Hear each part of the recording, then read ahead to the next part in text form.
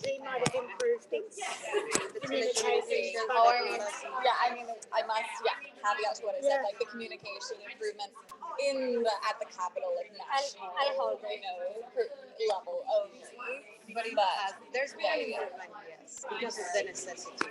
This is not a great idea. The thought of that, I'm just saying it, a lot of mixing thoughts. Yes. But sorry, I'm organizing my ideas. But I was just thinking that having someone local, like it is,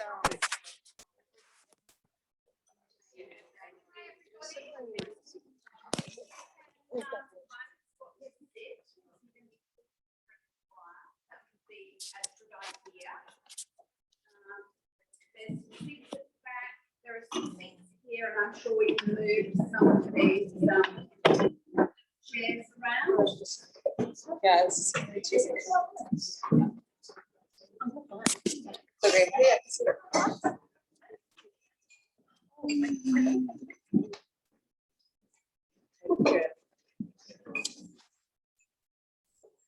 gonna return it. Chairs, yeah. You want to take something to the right.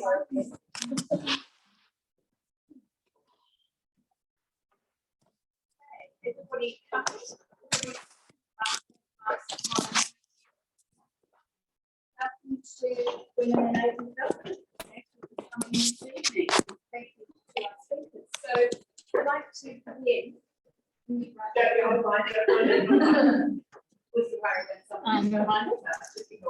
I'd like to begin by acknowledging the traditional custodians of the land in which we gather today, the Wurundjeri people of the Kulin Nation, excuse my pronunciation, and pay my respects to their elders past, present and emerging. And I extend that respect to Aboriginal and Torres Strait Islander communities. Welcome our speakers, Eleanor, Georgia and Terrain, and shortly I'll introduce them to you fully. I'm Chris Franks, by the way. I'm the chair of the Women Development. Say that. We're really excited to welcome you because it's the first time we've got together in a year. I'm really happy that we have some of our other Women in Development directors here. So Lisa, oh gosh, I mean Lisa. Lisa Smith, our new director. And our leaders, we've got Jill Stanley ably doing our social media here. We've got Catherine Green, who's one of our leaders, and Rosario, brand new volunteer, literally only started 2 days ago. It's an amazing job already. So tonight we're going to hear and learn a bit more about working with managing contractors.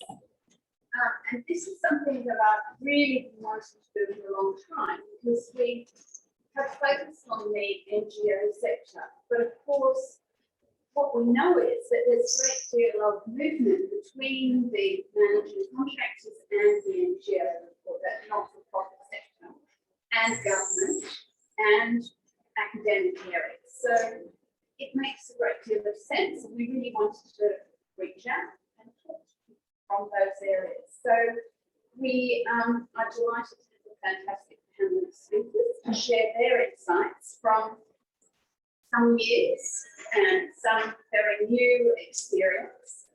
And we're going to look at how did they select this area to work in, how did they deliver innovative and sustainable solutions around the world, how do they combine private sector know-how with aid and development and humanitarian expertise, and hear about their personal experience in building their career, the choices they made, the challenges that they faced, and the support that's made their journey easier.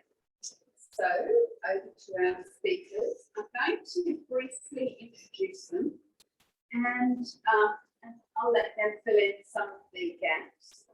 But I'll also introduce them one at a time, so you don't get confused. So we're going to start off with Eleanor, who started all this, I have to say. She came along to one of our events last year. It was last year at the year before even. And it was fascinating to chat to her. And I said then, we want you to come along and speak. So great to have you, Ellen. Ellen is a principal at Cardno, specialising in the delivery of major infrastructure development programs. Been there for 5 years, a project director of the large DFAT funded infrastructure programs in PNG and in other countries. Started out her career with a Master of Architecture, after which she worked as an ecologically sustainable design consultant on projects around Australia, and then in country in technical roles in Solomons, and 3 years as an advisor to the Solomons government. She's provided consulting services in project management, design management, procurement, ESG, and asset management. So pretty impressive background. So over to Eleanor, and she'll talk for a little while, and we'll take one question. Keep saying with everyone, and at the end of that, we'll have lots of questions. Distraction behind, but they're just people. Thanks, Chris. Sorry, I gave my CV there. It's selling myself. Anyway, yeah, so thank you for the introduction. I'm Eleanor, and yeah, I think you've sort of just stole the first part of my speech, so I'll skip over that. I thought I would start with just explaining. So I work for Cardno, and a lot of people say to me when I say I work for Cardno, I say, well, what is that? And oh, okay. Oh, you don't know? But surely you must have the card. No. So we're a publicly listed professional services company, and we've actually been implementing aid projects for over 50 years.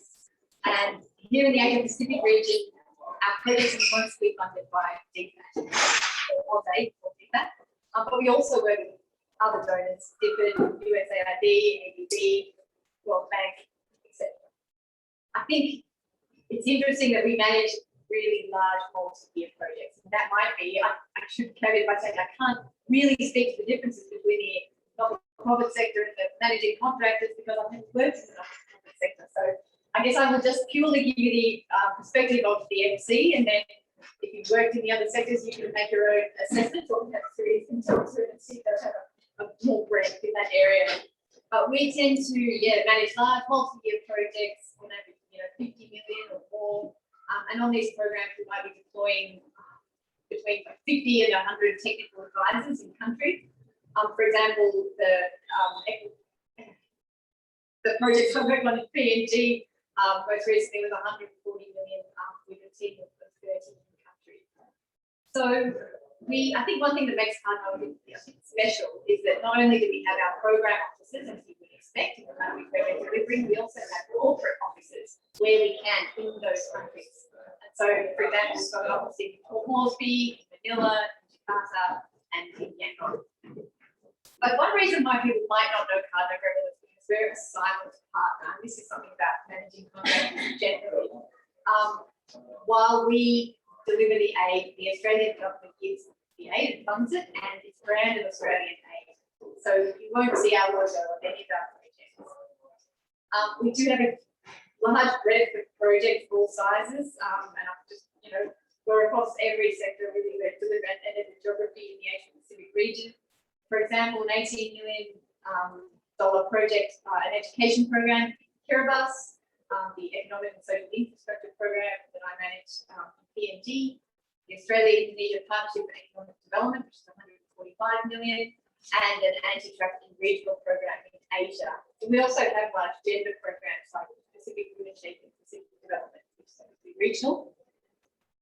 So that's enough about Cardno. Why an MC? Why did I end up in this world of MCing? I thought I realised when I was reflecting on this that everyone's pathways are so different, or my colleagues' pathways are very different. So mine is rooted in infrastructure.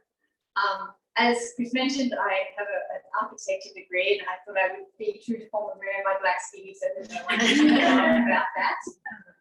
But the reason I got into ESG is I went to a sustainability conference back when sustainability usually purely meant environmental sustainability. It has massively changed and augmented over the years, but at that time it was about green star buildings and all that kind of thing. I met an engineer and I joined an engineering firm firm was called SKM, which you may know of from the past. It no longer exists. It was acquired by a large firm called Jacobs, as so many of these engineering firms are. So at that time, I consulted to building and infrastructure clients, mainly to make sure they achieve their sustainability goals, energy efficiency, water efficiency, materials, green star ratings, whole of life costings, and that sort of thing, and largely in social infrastructure. But because SKM was this large multidisciplinary firm, they also had an international development arm of the business at the time, and that again is common among professional services and managing contracting firms. So an opportunity came up on an Aussie-funded infrastructure program that SKM was leading in the Solomon Islands, and it was an in-country role embedded with the government ministry for 3 months. And it was without a doubt the most rewarding, exciting, and interesting work I'd ever done. And I already thought that I had a pretty rewarding job on a values level. I was deeply committed to environmental sustainability, but this blew that out of the water. And from then on, I basically completely shifted my focus to international development. And luckily there was an opportunity to do that while staying in my sort of sector, my technical area of infrastructure delivery. So for the next 2 years, I went in and out of Solomons on infrastructure projects, range of activities, range of roles. And then I left SKM actually to become an advisor in the Ministry of National Security and Correctional Services, advising the infrastructure director there, which I did for 3 years through a different managing contract. Actually, SKM did not hold the contract for that Solomon Islands resource facility at the time. It was URS, who subsequently became AECOM, who subsequently became DT Global. So I've actually worked for a lot of managing contractors now that I think about it, but that's just by chance.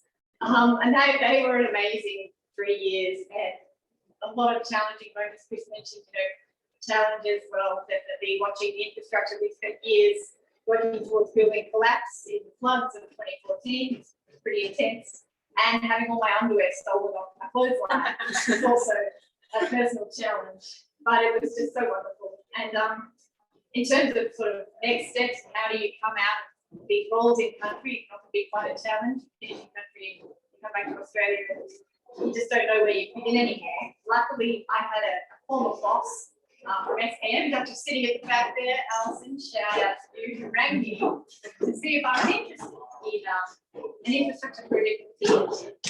And she had joined Carter University Markets while I was away, and I was super interested. So when I got back to Australia, I just got back together with the gang, with Alison and a few others who I worked with at SKM, and I had a baby at the same time. And Cardno was just an incredibly inclusive company, and even before COVID allowed very enabled, I should say, flexible working hours, pumping at work, all that really great stuff. So fun, and it was wonderful. So I thought I'd just talk briefly about what I like working about, working as a managing contractor. It's fast paced and lots of travel. And I have to carry that with, obviously not right now.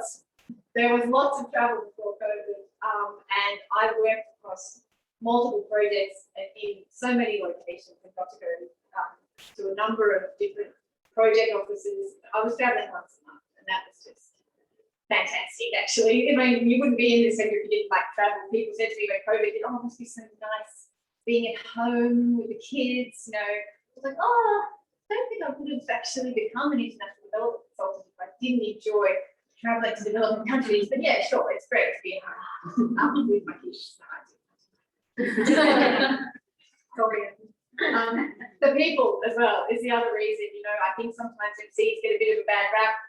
Don't know why. I've always worked in MCs, and they're just the most amazing people from such a variety of backgrounds as well. I'm an architect. I've got colleagues who are economists who come from, with public policy background, social science, engineering, just you name it, they're from it. And they're also from all different sectors as well. And I apologize if I can't speak to the differences, but hopefully those gaps. The one thing that everyone actually is committed to development, and that also is what is so wonderful about being an MC. Challenges wise, I would have to say that being young and female has been my biggest challenge throughout my career. And I'm not sure at what point people will start considering me young. It only just happens one day. You're young and then you're past it, you had it. Your ideas for it. So that'll be interesting. I used to wear glasses just to sort of give myself a bit of gravitas. Don't know if that works actually. I assume yes. I think when I interviewed for the job in the advisor role in Solomons, I knew that I would be just come up short experience-wise against all the other candidates and the ARF, you know, the remuneration framework respecting years of experience rather than know-how or ability. So I just played to my strengths in that interview, and I drew on my contextual understanding of being in Solomons for so long, and I knew what the partner government wanted, and I spoke about that rather than my many years of experience that I had. And that seemed to work well. The other thing that's difficult, again, is the dynamic between a team leader and a contractor. The way that we run managing people who get it just sum up. Thinking back. It's so bad. We have these big program teams in country that usually headed by a team leader. The team leader is historically in these, this is changing, historically there's been an older male. And they sometimes don't react well to being, given direction from a young woman, and that has meant that I've modified the way I've given direction always to be highly respectful. You've just got to think twice about how you deliver every message, and that, whilst irritating, has certainly helped in, getting the respect and trust and building those relationships that you need to build. And now I will stop. Thank you. That's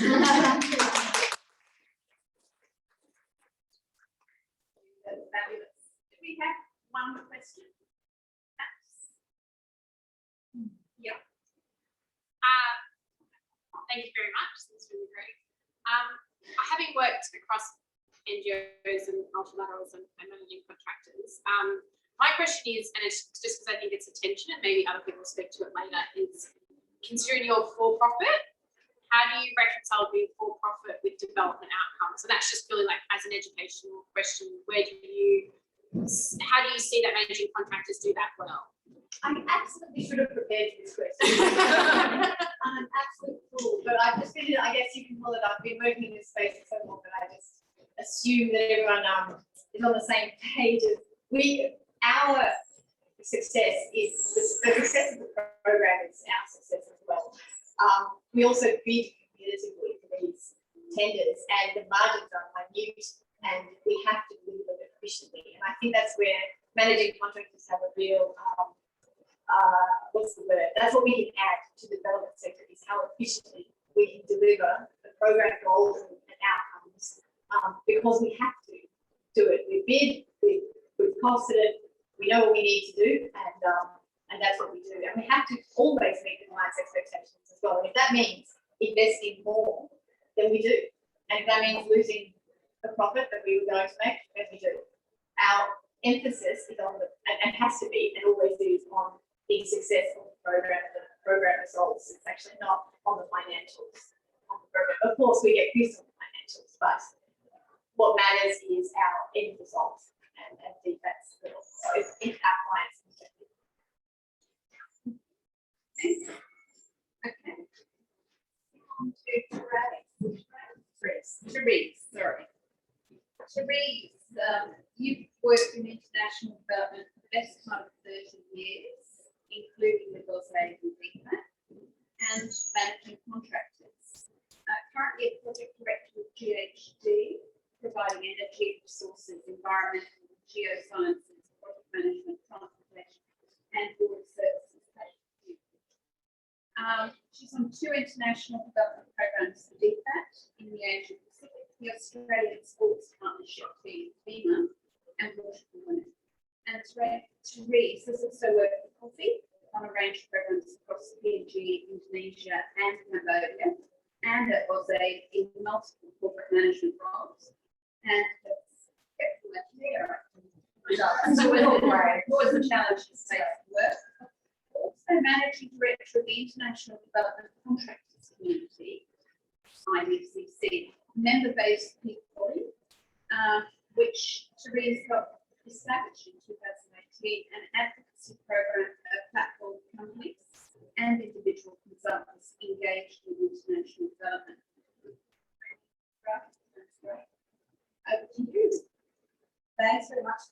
I think you've stolen the first bit of my place. Yeah, so I have worked for managing contractors just for the past 7 years. As we said, firstly with coffee, international development, that's coffee with a Y. Yeah, I work for coffee. I don't get paid cash for that. And now with GHD. But prior to that, I did work in government. So it's quite a different, it's quite a leap to be a bureaucrat, a federal public servant, and working, implementing the policy side of things, like some program management. So I sort of came a long career in WiAD for about 25 years and came through not a professional background, but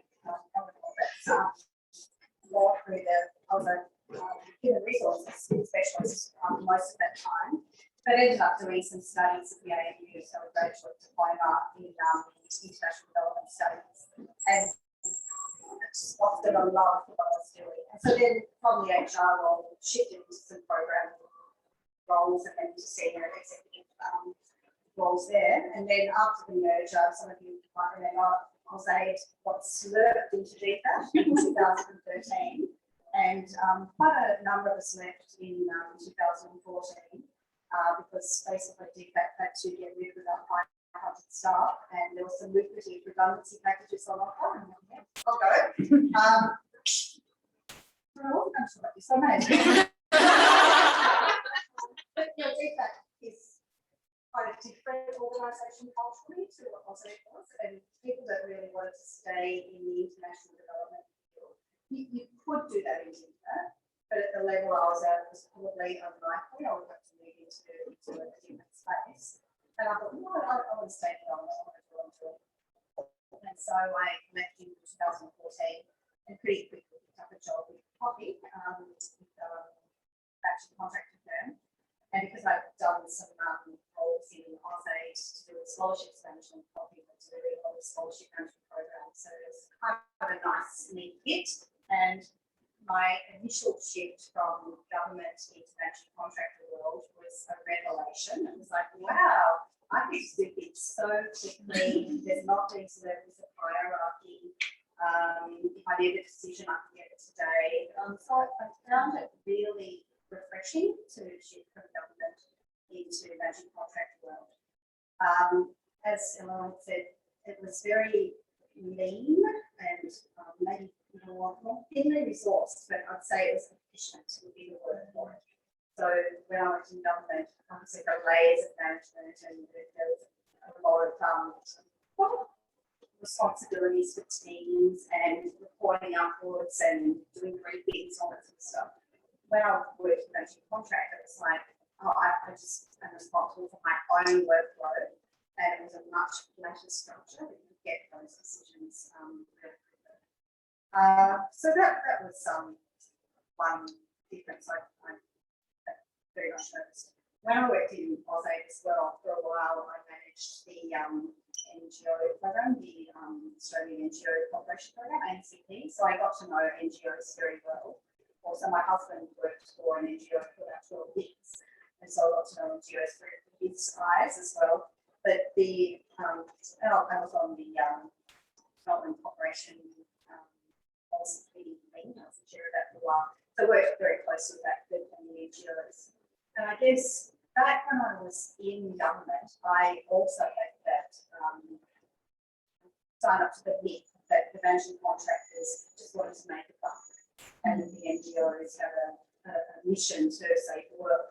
But also moving into managing contracting world, that myth was very much busted, because I found that I was working with people who were just as passionate about development and about environmental issues, about climate change, and about alleviating poverty as anyone would work in the upper NGO world.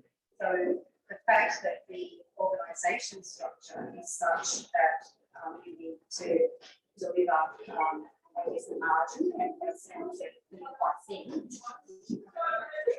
And in some ways it's not that much different to NGOs who need to probably make a 10% administration and need to put some money back into your business. in a way, it mirrors what happens in a contract. You need to make margins also. Invest back in your training and development, professional stuff. And working in government, it was more difficult to get an appreciation of that. Because in government, there are some things that are just paid for. You know, you've got your building and you've got a budget that comes through government and you get paid and you've got super and all those things can be taken for granted. When you're running a business or a non-government organisation or a community organisation, everything, or your family, or a store, or whatever it is, everything has to be paid for from your rights to the rent, to the parents. So I think the profit stuff gets a bit, yeah, I think it's misunderstood, I would say, in the government. My other role with the other hat I wear with the International Development Contractors Community, ISCC, so we did set that up about 3 years ago, 2018. And again, it was about knowing that there's a lot of people working with management contractors that actually don't care which management contractor they work for. So if they're working in Solomon Islands doing a advisory role, do they work with partner or SKM or coffee or whatever? They don't really care. They're all working with government. And so we wanted to harness, I guess, that voice in the private sector world. So advisors and people have been working with for a long time and worked in neighbouring countries and bring that voice to a policy debate in Australia. So that could do it quite well on behalf of the NGOs. And we've had Gregory Costello and others that have been quite a strong policy advocate for aid and development with government. But where is the voice of the private sector? You don't really get private companies going, hey, government, why don't you invest more in aid? And partly, I think, is because the management contractors are a bit invisible. We don't brand ourselves. Every program we deliver is branded with the Australian government brand. And we are a bit silent. We're first described as guns for hire or on shops, and I don't think that's quite right. That's right. And so IDC sees an opportunity for these management contractors to sign up, join our organisation, and we do take this policy to government now. So next Monday we have a meeting with the new International Development Pacific with so we're bringing in 6 heads of management contractors to have a chat with them. And so that's a sort of organising power I think IDC has. We have, during COVID last year, we were called up to do that every week to have a chat with them about what we're going to do with our advisors working offshore, how we want to handle it, who we bring back, who's essential to the Pacific. So all of that sort of thing at that table. In preparation for tonight's budget, we prepared a budget statement that we put out to the media, didn't really pick up, but anyway, it's there. And at FIT, we describe it as a Venn diagram, the overlap with the Australian Council for International Development. So we have a number of the same interests that we do want to see the government invest more in international development, and we do think there's a Australia and New government to do that. There are significant benefits to Australians and Australia in doing that. I think the international development program is basically still public and all like that. So I think the IDC also has a role in getting more information out there that provides what we do and how to do it. So I think that's been quite achieved. I'd like to see that keep going. In fact, the management contractor community that's represented by the IDC is about 98% of the aid budget spent for management contractors. Which, by the way, looks a bit like 20% of aid budget roughly goes to management contractors, 10% roughly of aid budget goes to 40% roughly goes to multilateral organisations, and the rest is so it's there is a bit of tension, I think, with the community and management. I think if we cooperate and collaborate professionally, there's a lot that we can actually achieve on the one last one, the latest development that we instigated between ABCC and AFP is to bring together the development, diplomacy and defence communities, and we've formed a group called Asia Pacific Development, Diplomacy, Defence Dialogue, AB14, which has now been funded by the Australian Civil Military Centre to the tune of $350,000.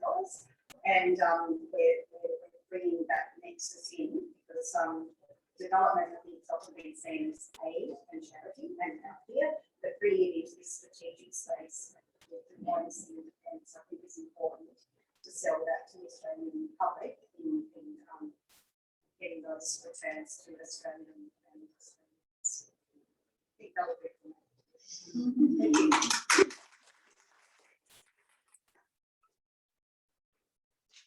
That's really, really interesting. And I think the thing that we want is knowledge and understanding, which is one of the ways of doing this. We've got one question. Yeah. Thanks so much for sharing your experiences. I see managing contractors very closely aligned to economic development outcomes. How do you see the role of managing contractors in the dialogue of localization and capacity building?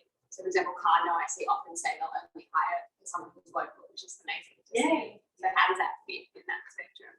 I think it fits beautifully because we every program we work on, we're looking for the best outcomes, the best efficiencies, and the best results. And the best way to do that is to localise stuff. And so employing local labour and working with local partners, it's just absolutely essential to the success of each program that we deliver.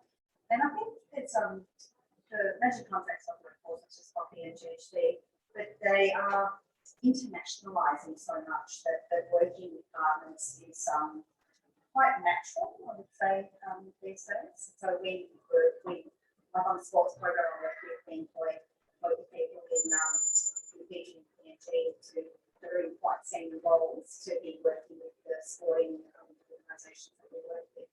And we wouldn't do it any other way. So I think it's part of the internationalisation and results. That might be a bit more advanced than NGOs and stuff like this. No, I don't want to say that. Maybe. Yeah. Thank you for your answer. Actually, it wasn't recorded. If I break that down a bit, my old research HR, there's a lot of Australians that would love that experience. So I want to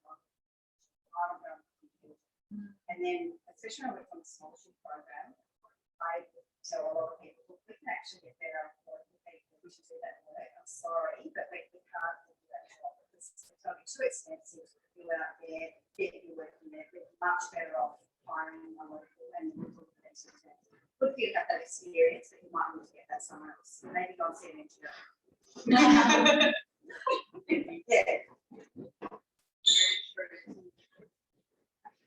Georgia, so Georgia Northwalk, driven by a passion for women and girls empowerment, gender justice and equity in education, especially in development humanitarian context.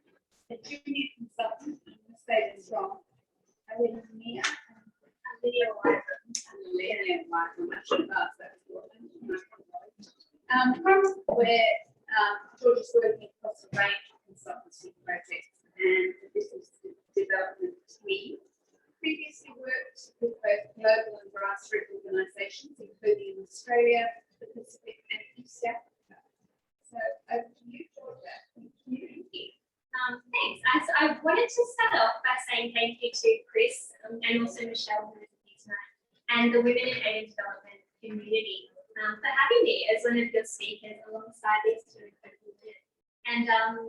And for actually being receptive to the idea of having someone who is relatively early in their career sharing their experiences and their voice. I think as someone who is younger and definitely quite early in their career, opportunities and especially platforms for us to share our insights and our voices can feel quite few and far between. So I wanted to start off by saying a huge thank you for being open to this tonight.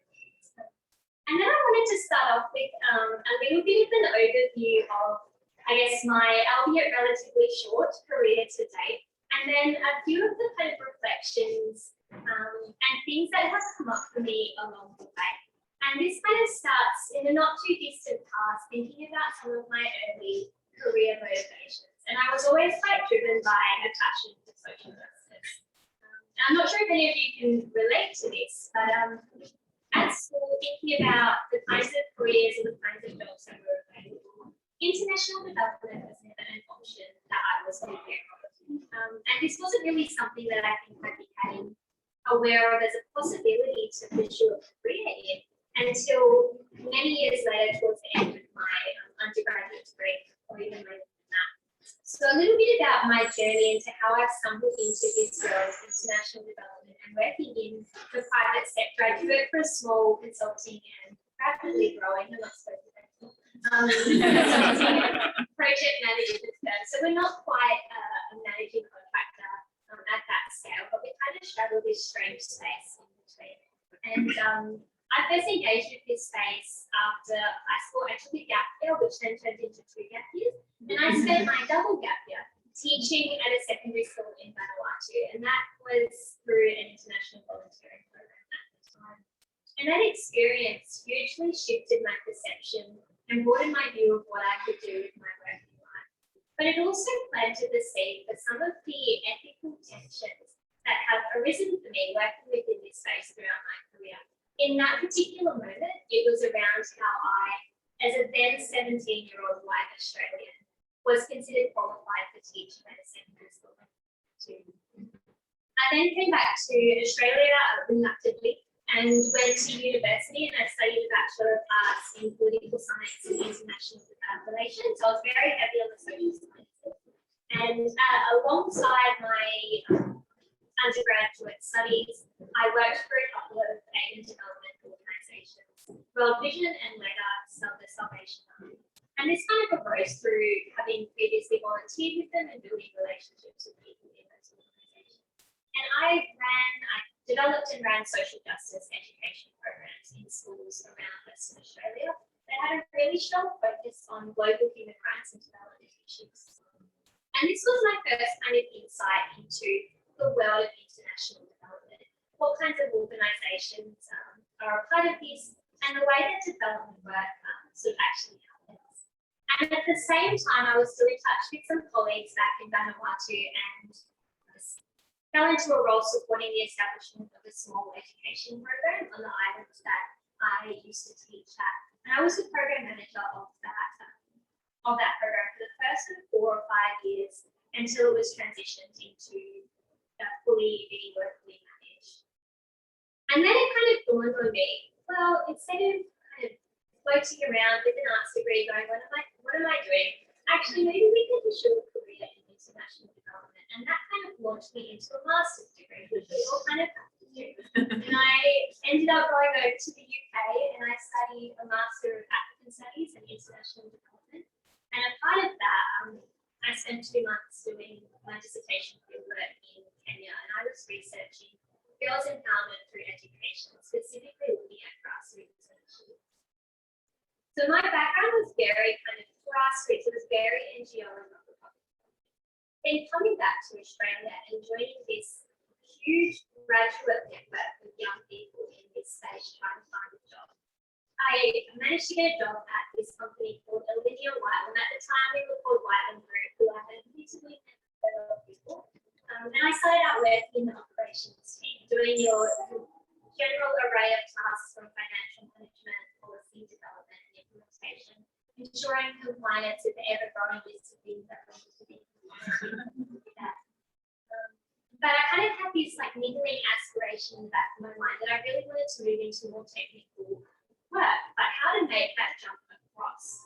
And after about a year and a half, kind of through staff movements and company growth, and me also being very vocal about how I wanted to do something more, a newly created opportunity arose within the company to become a junior consultant.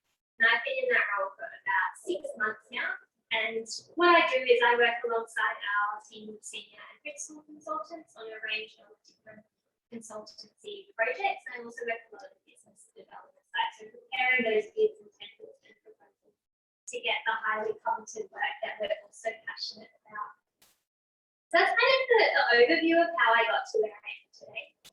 And throughout this process of negotiating, building a career in international development, I had a few points of reflection that I wanted to share as someone who is still fairly new. And the first point is, this is a very challenging sector to get into. And this is a sentiment that I think a lot of you, if you're fairly young, maybe you're still studying your postgraduate degree, or you're sort of trying to break into it. I think it's a sentiment that is quite shared. This is very challenging. And for most of us, we have the master's degrees at least. We've done the years of volunteering. We've done the admin roles or the fundraising roles. And there seems to be very scarce opportunities to really progressing forward and breaking into more specialist and technical spaces. And I feel like the sector has there's this cabin that exists between your kind of entry level support officer roles, which are so highly competitive. And I think a lot of us, when we graduate from our degrees, are well overqualified for it anyway. And then you've got your senior specialist roles that require 15, 20 plus years of experience and nothing in between and no visible way of how to bridge that gap.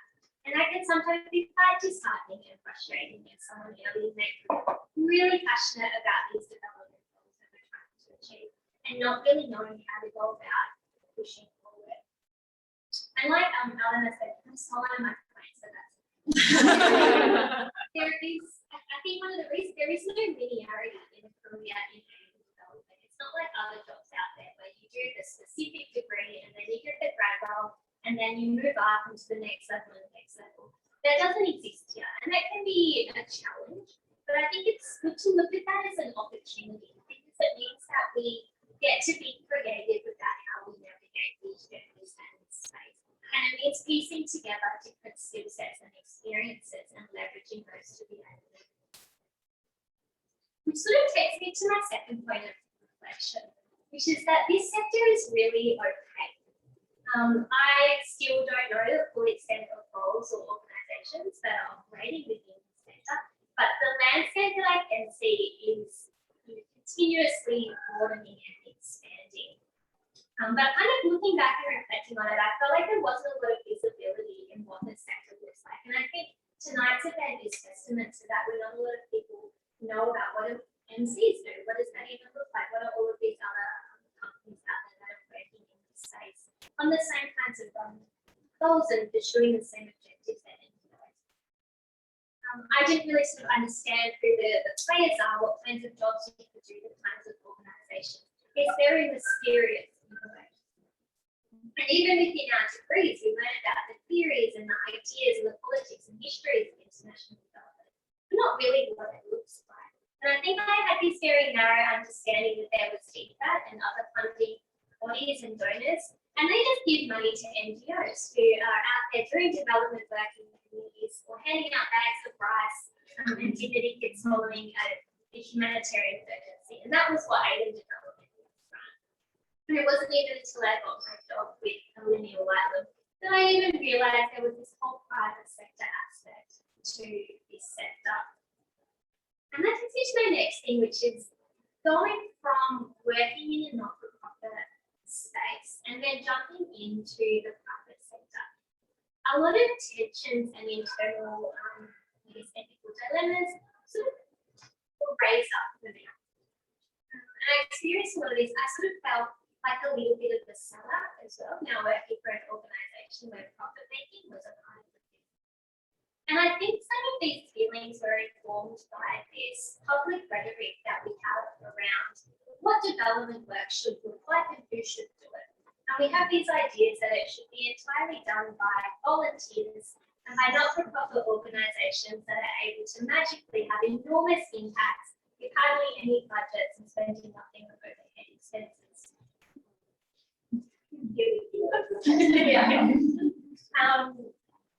And I think talking to a lot of people in the sector and hearing some other reflections to that as well, a lot of us go into this kind of work driven by sort of altruistic motivations or idealistic notions of wanting to save the world and make the world a better place. And so how do I kind of grapple with doing that, working for a company that does earn profit, even if it is a small one? And I think in sort of going on this journey, I haven't fully reconciled this just yet, to be honest with you all. But going on this journey, a few kind of questions or ideas were sort of raised for me. And the first one is, if companies can make a profit destroying the world, which so many of them, why can't companies make a profit doing the kind of work that is at least having an intention to do? But I think then looking at the different roles and the distinct roles and the distinct values and value adds that we've been hearing about tonight that different kinds of organisations have in this space, I recognise that NGOs, private sector companies, MCs, your independent consultants and advisors, they all have different entry points for creating impact and different spheres of influence. And those are all critical and important parts of this whole aided development ecosystem. If one piece was missing, there would be impact. This is at least how I come to a little bit better about having jumped ship from the but I think having worked across both of those, I can see that distinction. And within, and especially some of you know, we can both talk so much more about the bigger aid programs, and I work as a consultant on our consulting team work on some of the programs that I know we have spoken about tonight, and seeing the importance of that and how some of those opportunities are inaccessible or even inappropriate for NGOs and not-for-profits to be working in. But it's still so important that we are working in those spaces in order to drive forward the kind of systemic and transformational change that I think we're hoping to achieve. And that kind of brings me to my last point, which is completely not related to anything else I've spoken about, but which I wanted to say anyway, because I think it's really important. And it's following on from this idea about some of the tensions and ethical dilemmas that have arisen for me as I've been going through this journey and building a career in international development. And a lot of this comes down to thinking about the role of things like feminism in the aid sector and the sorts of inequalities and power structures that I think increasingly we're all able to talk about extensively and quite critically, but which I think we all have a lot to answer for in terms of actually making progress towards change. And this is particularly important for me because I am so passionate about gender equality and women's and girls' empowerment. And I think having a bit of a sobering realization that the kinds of feminist discourses that underpin a lot of the gender and empowerment work that we do in this sector is very white. And myself as a white Australian, that's a lot to that in this sector. And I think it just really calls on us to question within the work that we do, within when we're talking about issues like localization as well, and that kind of critical self-reflection that we need to be continuously undergoing about what we're doing, how we're doing it, and why. Well, I am done now. I do just have a couple of key takeaway messages. And the first one is that diversity in the sector is so important, and sort of finishing where I started off. I mean diversity in all of its variants, but also age diversity. There are a lot of incredible young people and people quite early in their careers trying to break into this sector who have amazing ideas and insights to offer that can really change up this space. And it's important that they get a shot to have their voice. And the second takeaway message is how, and it's a bit of a cliche, but it's so critical for women to support other women in the sector. And I strongly believe that you're never too young and you're never too early in your career to be having a real tangible impact and paving the way forward or advocating or pushing for other women or other young people or other diverse voices within this sector. And I think that that's a responsibility for all of us. And I think within the private sector especially, it's so critical that some of these opportunities and some of these processes are facilitated as a key space within this sector. Thank you.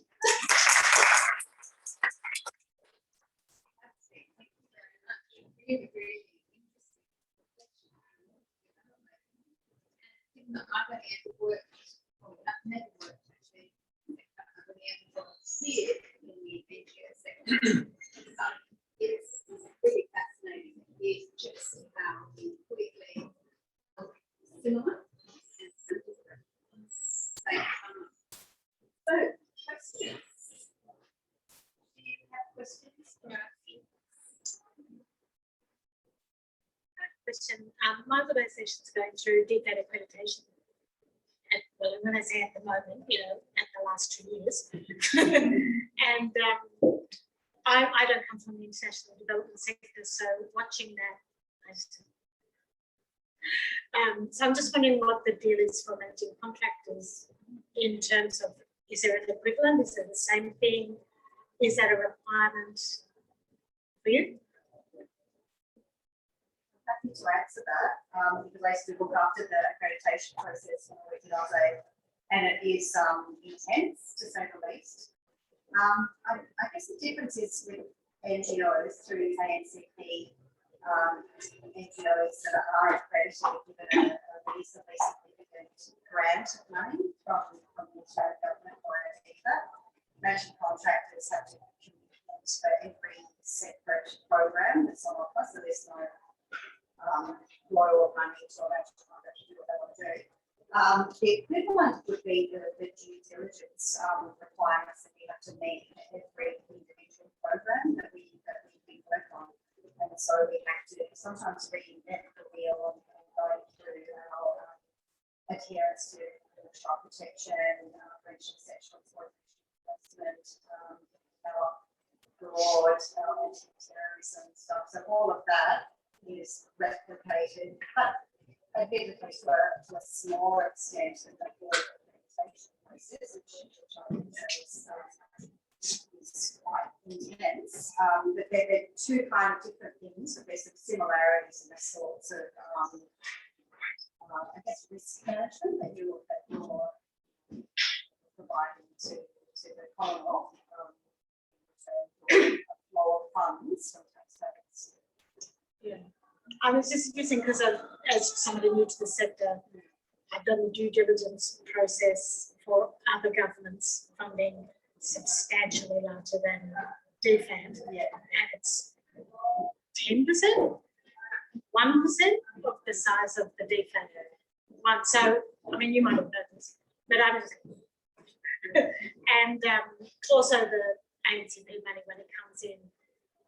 I mean, we're going to do a project now to cost out how much it costs us to do the accreditation, because actually it's an unfunded cost that has a real impact on the efficiency of it.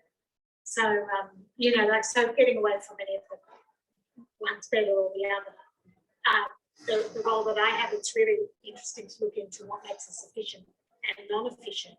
And it feels to me like that accreditation process is a huge factor.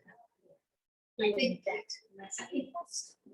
I think you would find that every video review is massive work and huge cost. Yeah. Questions?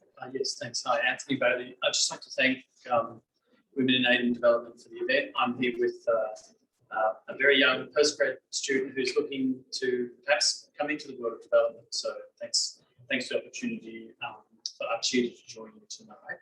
I work for 4 managing contractors and accounting. And one of the managing contractors I work for actually has a contract where they're known as a support contractor. And it's a very different model. And I'm just curious to know from the three of you, where you think the next kind of development phase of managing contractors is going, given that there is this model of the support contractor, which is, I can tell you, all of the risk, but the program is entirely localized, and it's kind of a major defect in bilateral investment. Oh, and actually, I have to say, great to hear about Sinclair Knight's nurse. That's a real blast from the past. I'm happy to respond to that. Look, I guess because I have worked in Mosaic and FIFA, and I know this is being recorded, so I'm really careful. But look, I think DFAT has lost a lot of program delivery capability, and I actually think DFAT would agree with that. DFAT is a huge department with a lot of responsibilities, like they're managing international relations, diplomacy, trade, negotiations, legal stuff, task force, consular assistance, and the delivery aid program. And so the aid program delivery can sometimes not be at front of mind, and I think it's understandable. And there's a lot of when that redundancy program government started in 2014, when people left, I have calculated that we lost something like 980 years of experience. So there's experience that left. So I do think that are looking to probably unkind, but a lot of contracting out is happening because they don't know how to manage the program. So they are passing bills onto the contractor world anymore. I do see that through some of those support contracts that we've mentioned. So I don't know where it's going. There have been some papers written about having these logs and the Development Policy Centre and talk about that quite a lot. So it's known within detail although the Secretary has asked to look at our capability. But to be frank, I don't think there are a lot of people on the detail sector who understand that there's quite a difference between being a policy advisory department and a program delivery department. I don't think that program delivery department. So that's my practice. I think there's a lot of nodding in the room at the moment, and that we all agree. And I just say it sounds to me very much like the structure that put into the NGO sector, where there are, I've forgotten the name for it, humanitarian partnership league. I forgot the name. So Save the Children has 5 NGOs working under it. Feedback doesn't want to talk to any of those, so I only talk to Save. So I think that's similar sort of devolution of responsibility. I've been working for GFA, managing contract for GIZ in Germany. Most of our projects have been based in West Africa that we've been working on. My question is around longevity or sustainability, whatever that term means. The term contractor implies there's an end. The point is that you start and you end and you deliver. And whether you're for profit or profit, you have this time frame approach. And when you work with education technologies, I've seen the tech giants take on a lifetime approach to a product, a very commercial approach. I've seen the contractor approach. I've seen the international NGO approach. And what I cry for is my babies. Who's going to love them at the end of the project? Who's going to pick them up and own them? And in Africa, we're finding this. We get it made, and then there's a learning management system that somebody has to pay to keep online. And so many of our projects in Australia, go back to my past when I used to live here, the same problem exists here. We've got to love our babies. Yes, I can tell you this is a big issue in infrastructure, obviously. For reasons for holistically being the builder sort of side of things. It's a big ongoing, and there's no easy answer. One of our initiatives is to build in our infrastructure development. We also build in an asset management capability as well. So whoever the beneficiary is of the building or asset or piece of infrastructure, while we are designing, it's a long process. Everyone wishes infrastructure was just happen yesterday, but it actually takes years. Over those years, we interact with the beneficiary, embedded asset management, work on their budgets, ongoing operations, get everyone understanding what it actually means to own this asset, so that they can have a feasible way of looking after it for the future. But it is tough, and that hasn't had little success despite our best efforts. So I think all I can say is we continue to try and find the silver bullet for that issue. And I've been working on that particular issue for 10 years in Australian aid sense, and still haven't really cracked it.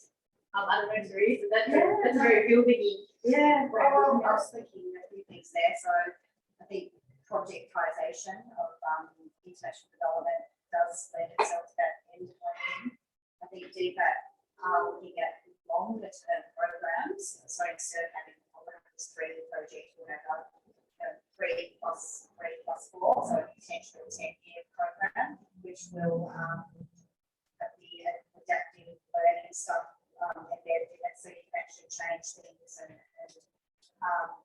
there's a lot of focus on things like mobilisation, and I don't think those quite hard enough, because having things like programs like scholarships, and you're investing in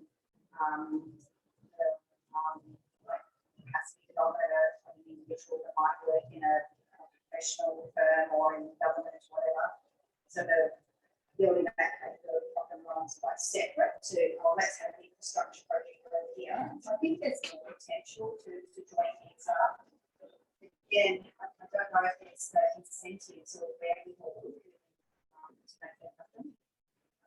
I was interested in with GIZ because when I was selected to do that, I did do a pitch at the Australian Aid Conference about which we could learn quite a bit from Germany, and how GIZ is structured as the technical cooperation arm of the German government, and BNZ is the actual ministry that takes responsibility for strategy and budget. And in fact, Australia had its own technical cooperation arm. We need to have a separate contracts. I should say that. To the Australian brand from Germany on the GIZ model, because Australia needs to want to actually get out there and do something.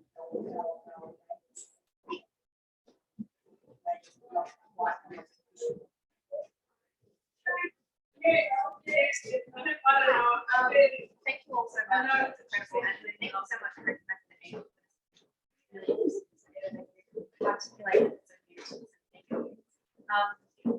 I wanted to ask, so I'm currently doing a master's on energy, same kind of creation situation, but I think back in the past month.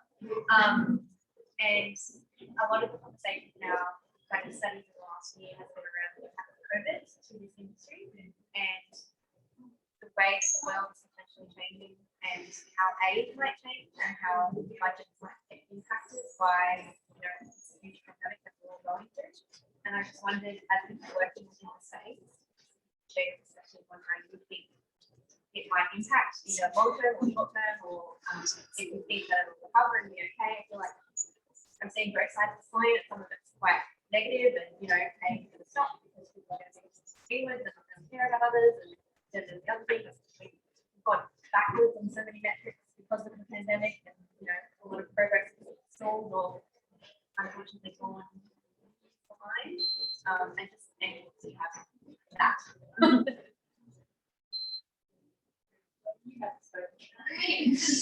These are questions that serve as well around my ability. I think, I guess, my sort of perspective, or the window that I'm looking through, is a lot of people who have so much more knowledge and insight into having seen how things change when there's this tumultuous global period, which I haven't really lived through in a professional space before. But kind of reflecting on, I guess, firstly, how that impacted the way that we work with this company that I work for and their consulting on. And then my own kind of thoughts and opinions. I'm speaking, so I'll give my into possibly, reflecting concerns about what might happen. I guess, being working within a consulting team that was very, like, we were the advisors that deployed overseas for a little bit, for a couple of weeks to collect data for information fees, to do consultations for important programs. And that just completely altered. And even in the space, at least from our perspective, did come to a little bit of a standstill. There were a lot of delays. We had to very rapidly shift. I'm not going to use the word pivot because we had that word. But we had to shift and transform the way that we do things. I think one of the hopefully sustainable and good things that might come out of this is how it's really with this idea around development needing to be more open. I still have some apprehensions over using the word localization, because I feel like it's like a big I know, I feel like the term localization almost implies it's localizing of something that's still derived externally, right, rather than something that has originated from local context. So I've got to figure that one out. You know, but I think we were able to shift it to we now have local offices of consultants, which will in the future and in the longer term mean that we're not traveling as much, which yes, that's a bit sad because we love traveling for our job, but it's actually so important in that it's and we've actually needed to give ourselves a take a step back and go, well, what is people on the ground who can do this for the profession that we can. And I think I don't really know what we can actually do. I've had concerns myself about how the shift necessarily has been towards COVID from a funding perspective, and that's so important. But what's been removed from the slot in the process of that, which is really important. And so many of us got lots of money and if you keep doing lots of things, that would be great. And for me, the issue around gender equality, ending violence and things like that, and how that's been brought up with this whole pandemic that we've been going through, but where the focus hasn't really been on that, and what things are kind of lurking and hiding in the shadows that aren't getting the attention that perhaps they were starting to, or and something needs to be. Can I just add one thing to that? With Papua New Guinea, because it's 8 million people and the COVID involved there, and I think I'll be very critical about the government time. But look, they stepped up and delivered a lot of vaccines up there. They also funded UN organisations on the COVAX rollout. And so for the first time in a long time, I felt that the Australian government and the Australian people, especially Queensland, were like, hey, we need to really help PUG. They're going through this terrible thing. So I think the pandemic has heightened that awareness that Australia is not just an isolated island nation, that we're actually surrounded by people that have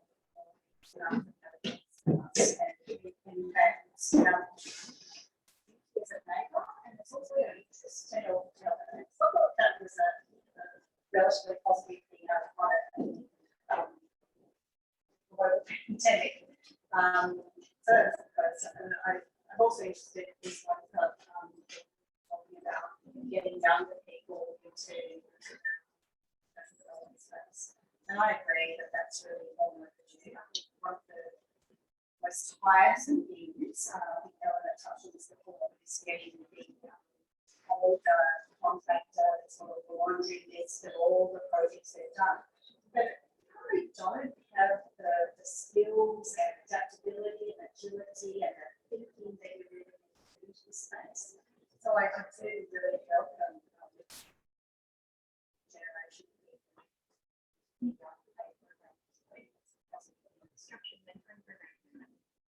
yeah.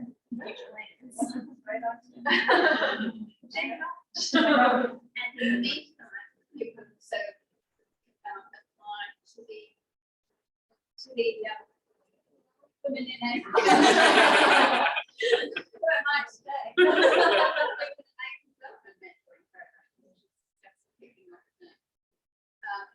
Yeah, and if I can just add one thing to that, I would say last year we had the bushfires, and we stepped up at that time and sent us resources that help address that and to recover them. And I think that the other thing I've really seen is the aid budget has been so terribly attacked and reduced for so many years. COVID has been a huge opportunity in terms of government have to pour money into civic and to our place matters. Now, SNCs would say that's not as they really caring about the political issue of a large neighbour to our course. But who cares if someone's money comes in and it's programs that we make. So there's a change like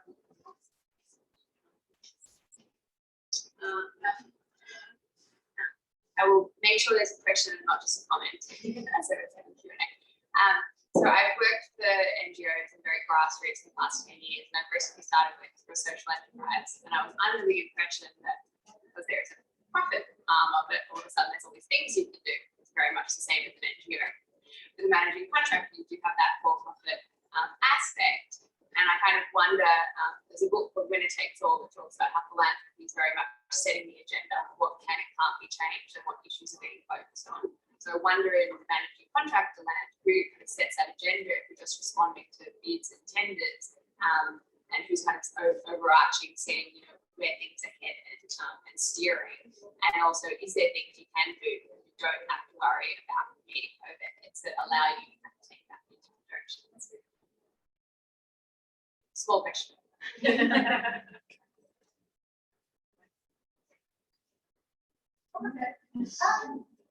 There's a few things about unpacking some of it.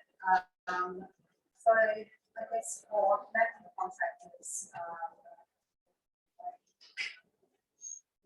work for GHD, so their manager is about building. So this is a corporate value that everyone, all partners, we're actually an employee-owned firm, so we're not public. This is interesting, so my eyes being open to our financing. So some public listed enterprises, shareholders, employee owned, profit, so owners who pay their mortgages. You know, it's not as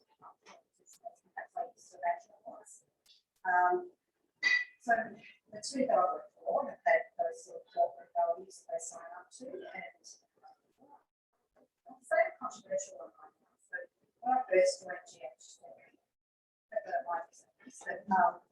were doing some work on just environmental impact of things like damage and for the whole line of Queensland. And what happened was the employees in GHD after they said, this doesn't align with our values. We're not interested in working for companies that sort of work. And so interestingly, the partners that are GHD went, okay, yep, that's a wake up call. So they did one small bit of work and then basically said, no, we don't do that anymore. That was kind of interesting that value thing played out properly in the organisation. That was really, really important to the employees. That's one thing. And the whole CSR, the corporate social responsibility. A lot of the companies, the organisation members, many of them have got a corporate social responsibility fund, so they will take some of their profits and invest into a foundation to do working with charity or stuff as well. So I do think it's there's things happening that I can't answer your question exactly how you asked it, but there's a few observations I guess. Could I just say, without endorsing this business at all, Palladium is a company that purely from an external viewpoint is very front-footed in saying that as a managing contractor, we want to be at the forefront of just, you know, evolving the values of international development and being in that sort of policy thinking space and things like that. I take that purely as a communications person, is how they put themselves into the market. They try to differentiate themselves as not just delivery, but like people who do the thinking. And I think, you know, whether that comes to fruition is a whole other thing. But I do think there's an element then that they have that slight point of difference when you look at them broadly from the outside, because they're like, we want to challenge these concepts and things of development that maybe other managing contractors aren't stepping into until you're deeply working with them. But yeah, that's, you know, I think that they just I would say carbon have a very similar assessment of themselves, like we absolutely do consider ourselves to be, we're delivering the vast array of programs we're delivering. We have so much internal knowledge, and that's a huge piece of what we are working on at the moment is actually knowledge management. Yeah. And how not to be siloed in this, how to get it out there, how to share findings that we've got decades of aid and knowledge, we say 900 years, lots of expert people and after knowledge and also just privacy. So, but I agree, like on a whole sector level, there's so much for us to be sharing in the policy space with the donors. We are not just, yes, thank you, thanks for the money, we'll do that program, blah, blah, blah. We actually, I know I said other MCs, we write the designs. I was recently on the design of the program and I all the stuff. We can work on the development of policy and the delivery, and I think we bring insights from delivery that are critical to the way programs are actually designed and implemented too. So yeah, I agree that like it's such an important piece of work for us to be doing, and clearly we're even doing it very well. I mean, I've worked with Partner, and I actually when the knowledge management section really started to sort of take off. And I agree that I think it's just one of those plating just does comms really well. Like they're just much better at communicating it externally. I think a lot of the managing contractors internally are doing wonderful things, but it is only once you're working with them that you start to see it a bit more. Whereas like plating is very good at outwardly. Yeah, you've got a good website. Yeah. Better than ours.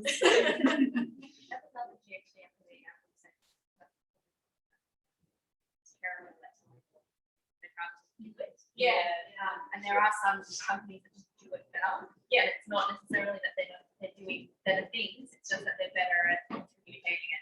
Yeah. But we also have to be very careful about how we communicate ourselves plus donor funds. So that's, I think, another restriction on how well we can advocate for the aid sector.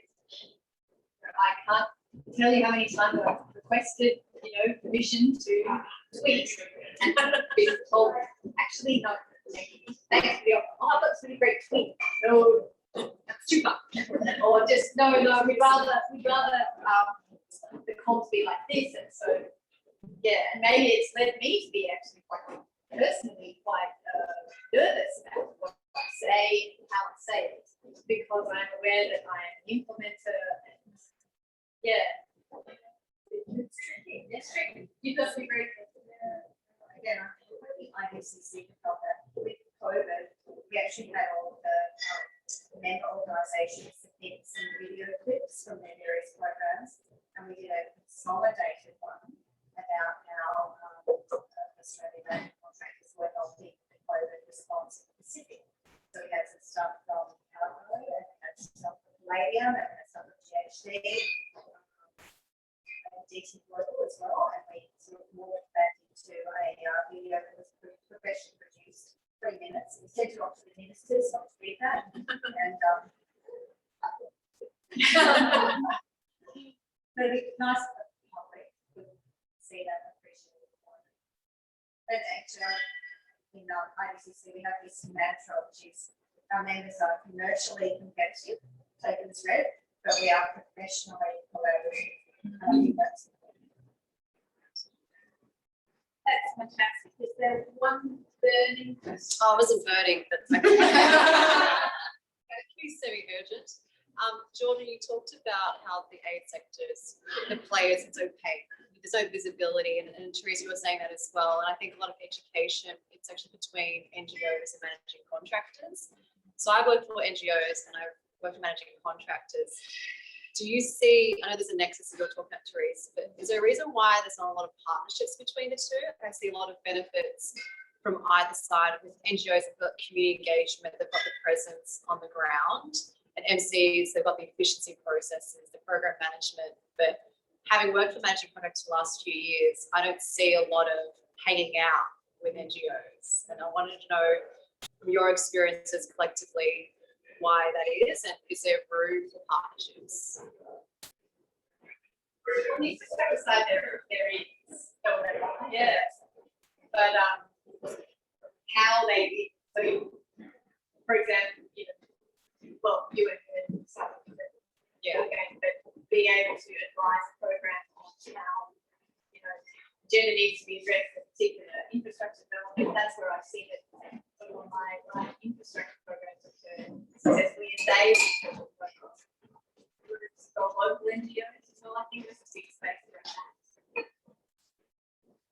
It's more collaboration than people saying. Actually, I work on a work women program, and work women work through 9 civil society organisations. That includes 3 Australian NGOs and 6 national NGOs. And we have to look at that coffee, we need gender expertise, so we engage care community to work with us about gender piece. So we want to do that. And I know what we want to do that too. It's all.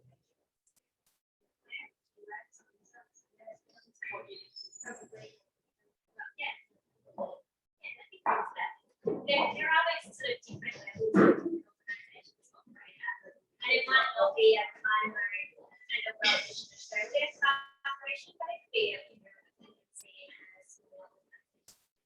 That's way more of a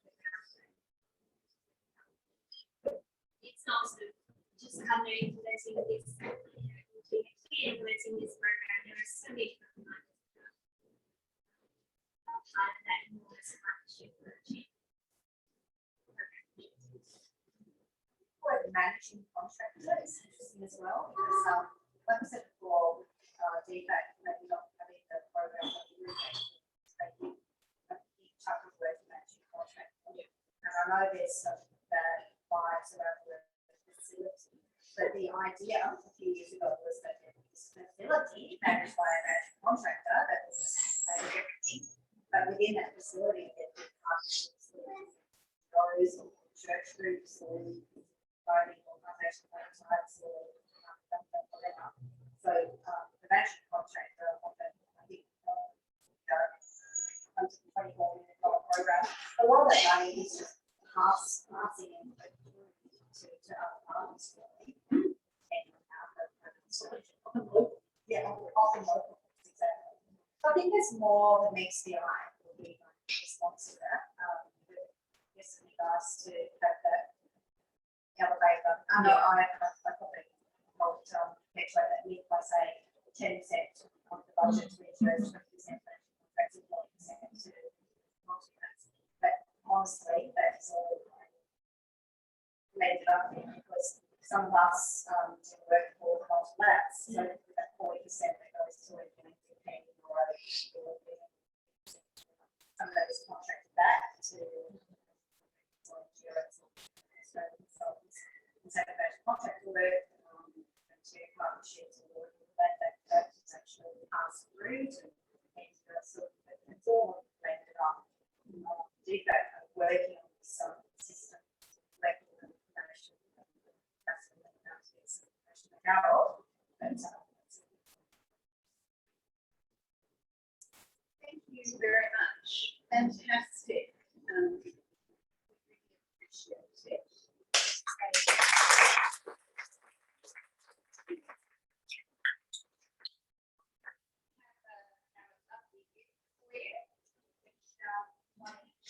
Women in aid development mark, very beautiful, and the other speakers get the 3 minutes on each. A really fantastic evening. I think similarities are just so many from what we've heard. The drive to deliver good aid and development, to be the values are clearly similar across managing contractors. Collaboration now with policy development and working with advocates. Differences, very few, given that the NGOs can't do publicity because they have no money. You can't do publicity, it's not that but I think the real takeout is that we can learn so much if we hang out together. come to women in ag development, we don't say we're only the NGOs or just the government or just the managing contractors. We give for everyone, and we'd love to partner with them as well. Because I think going forward, talking is essential, getting to know each other and get to know actually we're exactly the same, doing the same work with the same values and delivering in the same country. And I think that, you know, let's change the future. Let's make sure that we break down some of those myths that are really very, very privileged. I think we would love to see you again. Next, just one thing I wanted to say. As you said that you weren't sure when you would be young. I can say exactly when it is. It's when you're on a train and somebody says, "Oh, look, there, my seat."